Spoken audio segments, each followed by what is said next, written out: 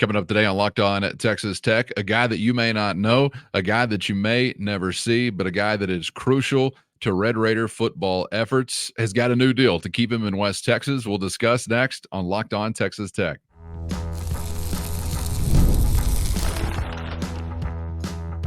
You are Locked On Texas Tech, your daily podcast on the Texas Tech Red Raiders. Part of the Locked On Podcast Network, your team every day. Great to be with you again on Locked On Texas Tech on the Locked On Podcast Network, your team every day, always free and available on YouTube or anywhere you get podcasts. And thanks as always for making us your first listen. Today's episode brought to you by FanDuel. Make every moment more. And this summer, FanDuel is hooking up all customers with a boost or a bonus daily. That's right. There's something for everyone every day, all summer long. So visit FanDuel.com to get started. With the only Chris Level, I'm Casey Cowan. Chris, great to be back with you once again, and great to be talking about good news for the Red Raiders here today. As you might have seen yesterday, some reporting indicating, first from Matt Zenitz of 24/7 Sports, CBSSports.com, that Texas Tech and their prized general manager, James Blanchard, have agreed to terms on a new deal set to keep him among some of the highest paid front office, so to speak, figures in college football. I'm still having to get used to some of this terminology as it relates to college football. We've got a front office now. We've got general managers now in the mix. And we'll get to some of what has already paid off for Texas Tech as far as having Blanchard there in the mix in Lubbock. And also want to take a look at the landscape as far as who is sought after whenever it comes to a college football staff. Not quite the way that it maybe was once upon a time, but either way you slice it, this is good news for Texas Tech, Chris. And I believe now the list just continues to grow of those who have tried to make contact with James Blanchard, and so far have done it unsuccessfully. But either way you slice it, he is appealing to many and certainly most to those in West Texas, and he's going to remain a Red Raider. You know, Blanche was one of the people on the plane when Joey took this job. And I think that said a lot. It still says a lot. I think that they really enjoy a working relationship. I think that it's kind of a new way of doing things. But I think, Notre Dame came calling. In this case, it's USC. There have been others. But I think it's very much of a great relationship, and again, kind of outside the box a bit when they got going with this, their process 2 or 3 years ago. But now it's a little more normal on the way that they identify prospects, offer prospects, roster management as it relates to personnel department's involvement compared to assistant coaches, the old school way of doing it. But I know, Joey, uses the term Blanche, and it's not the Golden Girl, but it's James Blanchard. Often when just talking about the team, Blanche said this, Blanche looked up that, Blanche, is doing, it's just kind of part of the, I think that he's actually fairly well known compared to maybe even some of the assistant coaches, just because he's so much in the spotlight, if you will, and even more so now. And that comes with salary, that comes with people wanting your people. And when somebody comes to try to hire your guy, if you're sitting there, you have a decision to make. Okay, do we want to keep this individual? Do we want to afford it? How high are we willing to go? But I think, you'll see that, Coach Blanchard, man, he's very well compensated, and they've, you fought off without knowing all of the interested parties. USC and Notre Dame, that's a blue blood type category out there as far as, what they are and what they've been and all those things. And obviously there's a healthy respect for the job that he's doing. And because it's not just, you can't just look at a recruiting ranking and base what he's doing on that. This is portal.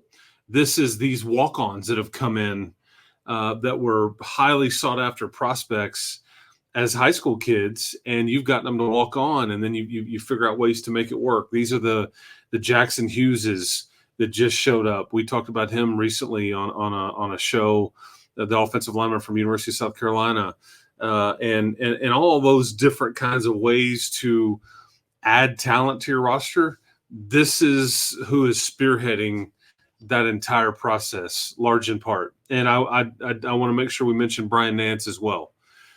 Brian Nance is right under Blanchard, and that'd be the next guy that you're going to have to worry about losing, is because they, and he was large in part. Brian Nance was, to a prospect we'll talk about in this later on in the show. Well, I'm kind of curious too.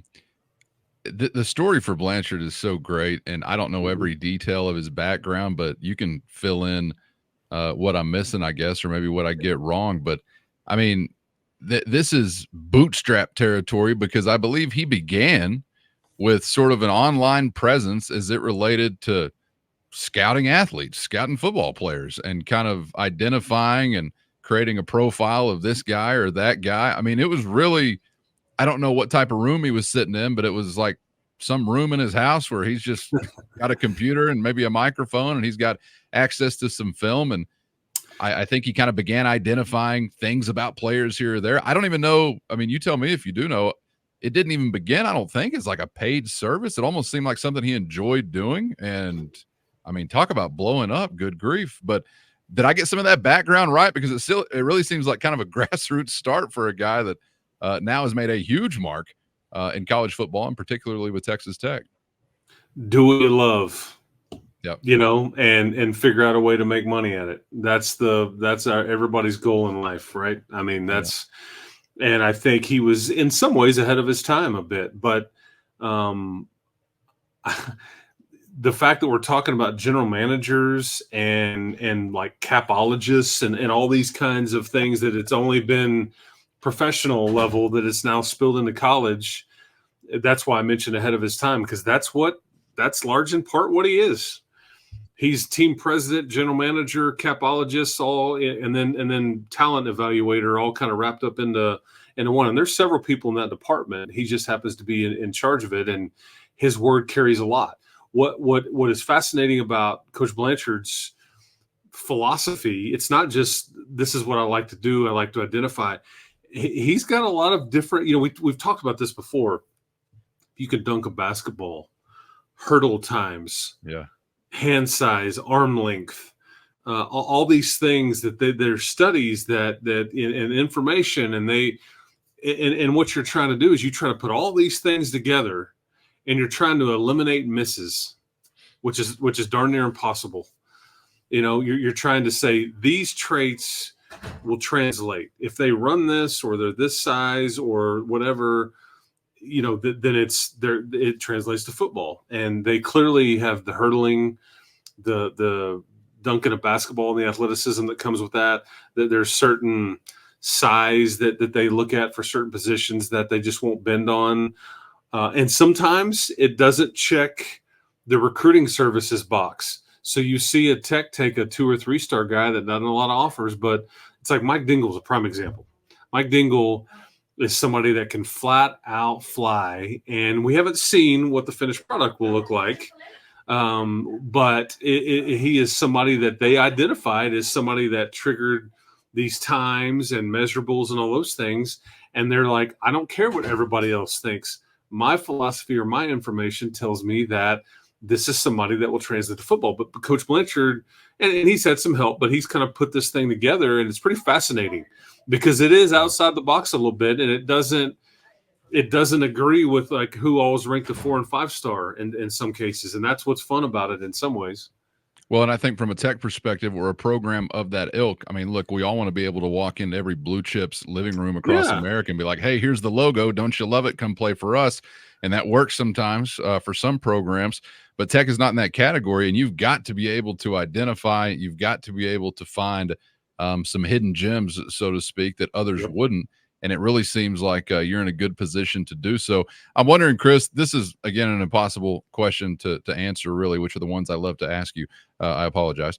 But I'm curious from a national perspective. I don't know that Texas Tech was the first or like number one on the list, but I feel like Tech is in a pretty small group of those that got out into this type of territory with these type of personnel or staff members. I mean, I haven't heard of many general managers before that term started being thrown around, and Tech was one of those that very early on was labeling somebody thusly. Do you have a feel for where Tech was or what type of company they were keeping when we kind of went in this direction? Were they at the head of the ship like Leo DiCaprio looking out at the as the king of the recruiting world? Were there a few others in the mix? Because it sure doesn't feel like we were on the back end of it, like trying to catch up to a trend. It was almost like you were one of the originators, I guess, of what is now a trend. Is that fair to say? First, today's episode brought to you by FanDuel. And summertime means baseball, burgers, and money in the bank when you're picking a winner with FanDuel. And this summer, FanDuel is hooking up all customers with a boost or a bonus daily. That's right. There's something for everyone all summer long. So head on over to FanDuel.com and start making the most out of your summer by beating the heat with a refreshing parlay. An over-under play, or by getting the moneyline mojo working. Visit FanDuel.com and make a splash by adding a big win to your summer bucket list with FanDuel, official sports betting partner of Major League Baseball. Because it sure doesn't feel like we were on the back end of it, like trying to catch up to a trend. It was almost like you were one of the originators, I guess, of what is now a trend. Is that fair to say?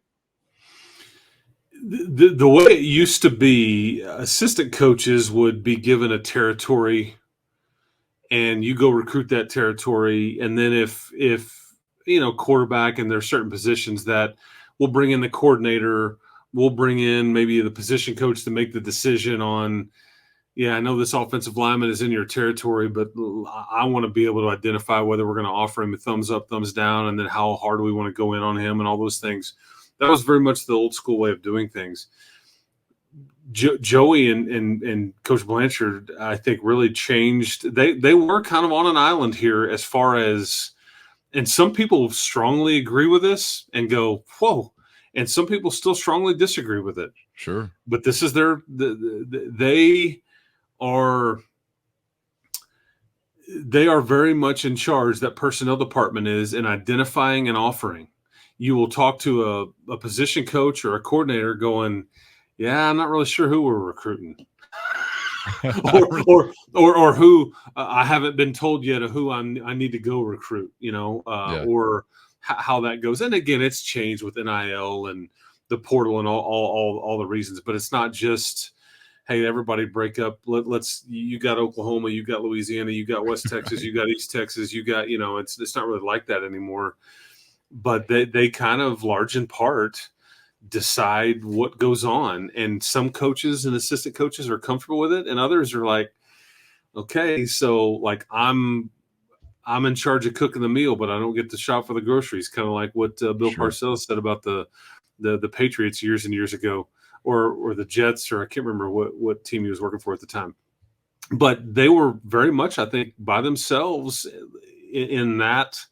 And I think there's some more normalcy there, but even then it's a bit, and you still take feedback from Zach on a QB, and on it goes. And then there's decisions whether they make where the position coach will go, I like this guy, I don't like this guy. Okay, well, we needed a tiebreaker, and now we've done it, that kind of stuff. But it's pretty interesting how they kind of put a roster together, to be honest.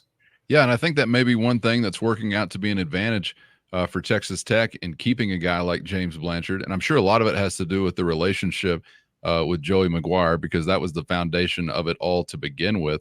But the trust that's got to be, I guess, expressed there by the assistant coaches to allow that personnel group or personnel office to kind of work in the way that at least Texas Tech is wanting to do it is no small thing. And as you're describing, it's a big change as far as the way that it used to be done.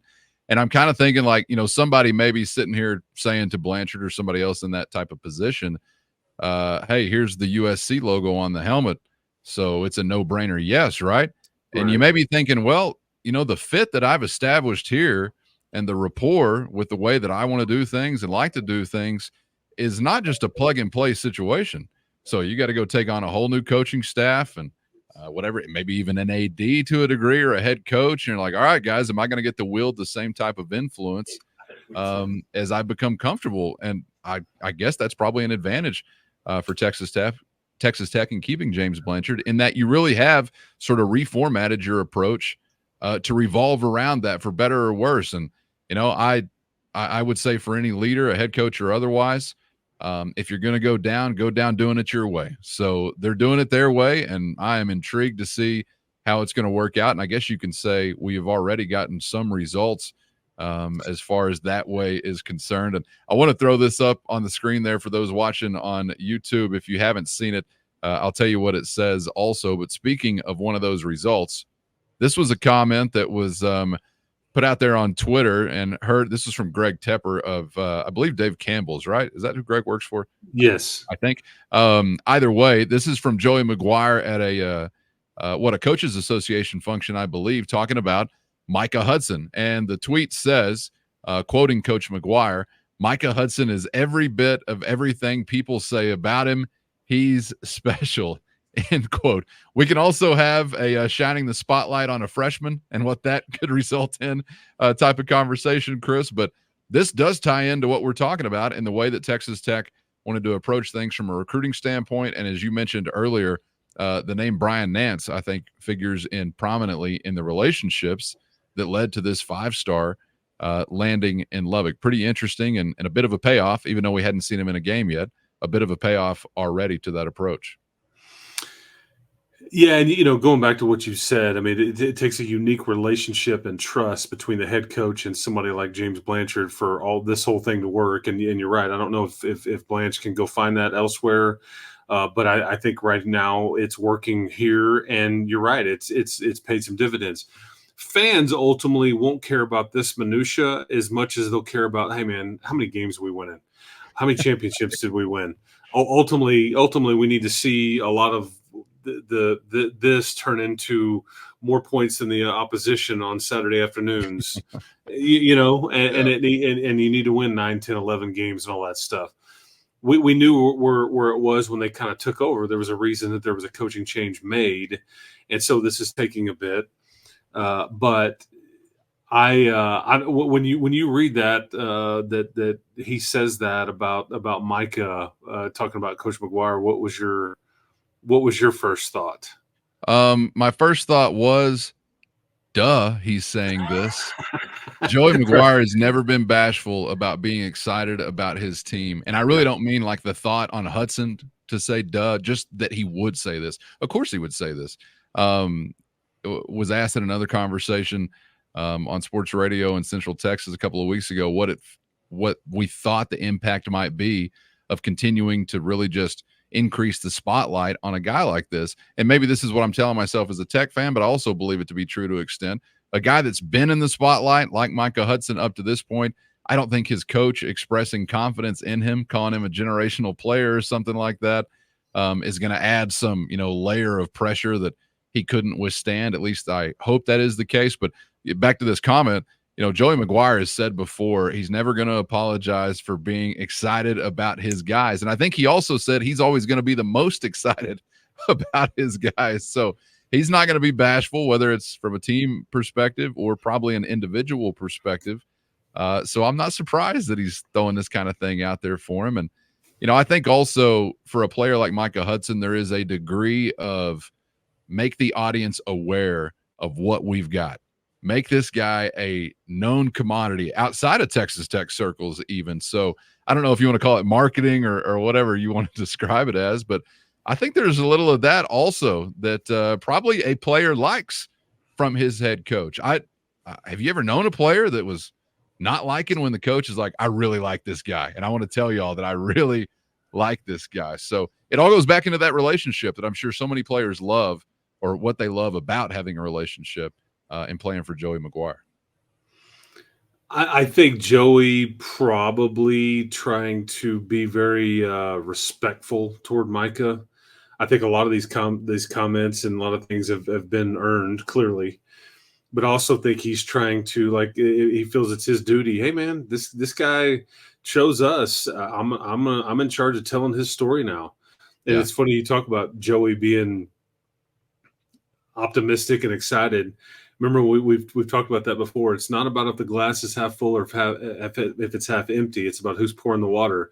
And when Joey pours the water, I mean, that's just the way it's always going to be. And take it or leave it. And some people run to it and love it. Other people get annoyed with it when things don't go well. But this is just who he is, and that's why he's a player's coach. And Micah didn't ask for any of these things to be said about him. It's just, and I'm sure. Because what you have is the Texas High School Coaches Association convention, and there's a banquets and all these meetings and things like that going on in San Antonio early this week.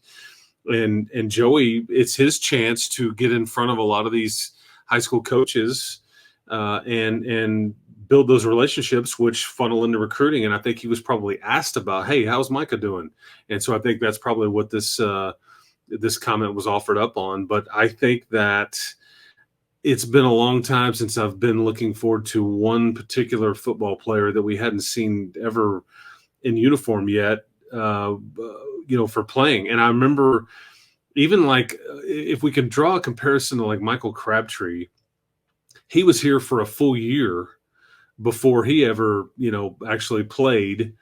And I remember, whenever he got the word that he was going to have to sit out because of some eligibility or transcript issue and all that, I remember Sonny Dykes saying to me, that's going to hurt us. And I'm like, really? Like, you were counting on him this way? He goes, he's different. And at the time you kind of, okay. I mean, that sounds great, but I don't get to see it for a year when it really matters. Right. Guess what? It was different. It was different. The country saw it was different. He was first round of the NFL draft different.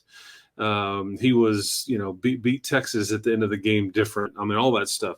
What, two-time Biletnikoff different? Yes, I'm trying to remember all the accolades. Absolutely. And that's the best at that position in back-to-back years in the sport. And part of me says there's a lot being put on this kid. The sport is hard. He's going to have a bullseye on his back. Is everybody going to overreact if he catches three balls for 42 yards in the first game? Like, bust. Come on. We were promised, you see what I'm saying?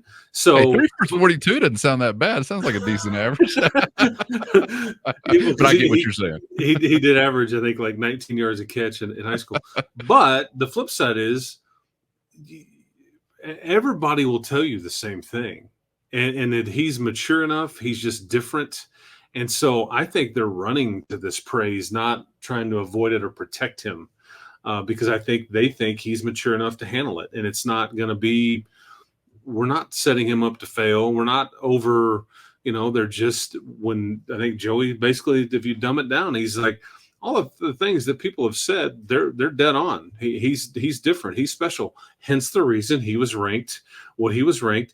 Hence the reason he had, 70-plus scholarship offers. I mean, all that stuff. So now it's just up to him to kind of go do it. And I can't wait to – have a front row seat to kind of see what that looks like. No doubt. No one's ever risen to low expectations. So I don't know if there's right. I don't know if it's motivation, if it's marketing, if it's some of all the above, or if it's just being really excited about a guy. And when somebody asks me a question about that guy, then the excitement is going to come through in what I say about that guy. So maybe a little bit of everything there mixed in to the way that he's been discussed by his head coach. Back to the coaching front, the staff front, before we get out of here, I want to get into what seems like an evolution or an evolving trend.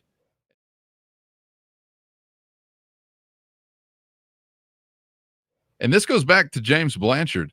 I'm really wondering if we were putting a hot board together of Texas Tech football staff, who's at the top of that list of most sought-after prospects? And I guess right now it would be obvious that James Blanchard, I suppose, would be at the top of that list. But, Chris, over the years, you're always thinking, well, I want guys to be wanting my guys because that means we're being successful. I want assistants to be sought after by others. I want coordinators to be sought after by others. And I probably also want the ability to keep them when we're being successful. But you want people knocking on those doors because it's an indication that you got something good going. I don't know where else the conversation would be similar across the country, but it does seem to be evolving to the point that, an assistant coach or a coordinator may not even be the most sought after guy that's a part of your staff, just like we're describing with James Blanchard. And I know that Kitley is still high on many lists. I think Kenny Perry just had a head coach interview not too long ago. I mean, I know these guys are still on the list, so I'm not trying to diminish anybody else, just with some recency bias in this Blanchard deal. But it's really interesting to me that all of a sudden we've gotten into an era where possibly the guy that's getting the most phone calls is not a guy that's wearing a headset, not even a guy that may officially have coach within his title. Maybe I'm exaggerating a little bit, but are you feeling some of this change and certainly noticing it's a little different than it used to be? I think within a program you have your staff, you have coordinators and all that. That's like, again, the old school way of thinking about it. And I think that, used to, you'd have like, well, this guy's a stud recruiter, or this guy's an elite X's and O's guy.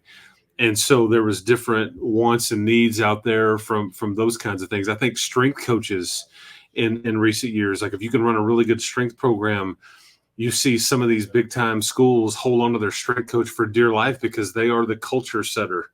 They have more time around the team and the kids than the coaches do when you factor in the year round part. But this is now a new category, and I think to your point, yeah, I mean, I think James Blanchard and Brian Nance are head the list as far as potential. Let's go get this guy, and we don't have that, or let's go get they're doing really well. Let's go get this one, because the assistant coaches and the coordinators and all that's always going to be there, but not everybody has this role. And when you start to look at, okay, we're going to add this role, or we now can fund this, let's go get somebody that's doing it really good. And hence the reason that you start seeing, a new contract and potential double in pay because somebody like USC, Big Ten member USC, comes calling. And I think Brian Nance's name needs to be mentioned in this space. But, I think that if it wasn't an assistant or a coordinator before, the outside the box part was like, go get their strength guy or go get who's under their head guy. We want our guys to look and act and operate like that programs does. But now I think that this is it's just a change. It's a difference in 2024 compared to even 2020, and it's only going to, because you're going to see, I wouldn't be surprised if Tech even does it. They hire a financial guy, like a capologist, that identifies, how do we manage this? How do we manage this? Okay, they're going to give us $17 million.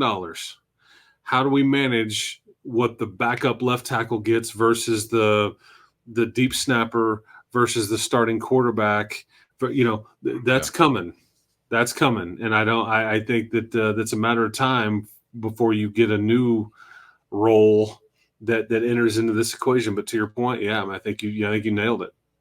I really wonder if somebody's out there with you're just starting an entirely new program or something. Okay, we need a head coach.